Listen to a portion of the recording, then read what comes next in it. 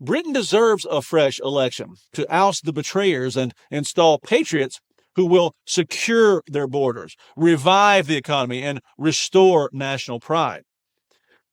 And when it comes to pride, how great was Trump's phone call with President Putin in front of all of those lefty world leaders?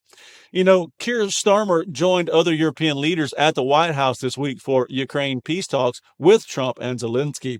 Starmer's participation in the White House peace talks on the Ukraine-Russia war, joining these European figures like Emmanuel Macron and U.S. President Donald Trump and Ukrainian President Volodymyr Zelensky, it really comes across as sort of a frantic bid for relevance by a struggling labor leader whose domestic policies have left Britain vulnerable and divided, while Trump's dominant role exemplifies effective leadership through strength, advocating for security guarantees that eschew direct U.S. troop involvement and instead form a European-led coalition of the willing that we talked about earlier, with allies like Australia to manage peacekeeping, thereby avoiding the pitfalls of endless foreign entanglements.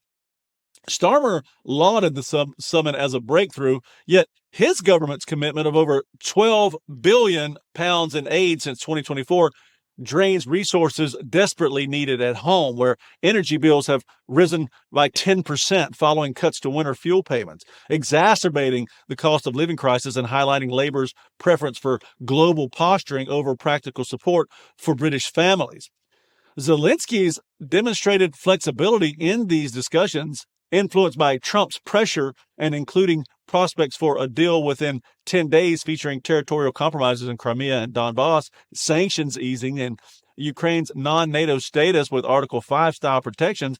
This all really parallels the triumph of Trump's Abraham Accords, which achieved Middle East stability via his bold economic incentives and direct negotiations there, which, sidestepped the ineffective multilateralism that prolonged conflicts under prior administrations, these forever wars such as Afghanistan.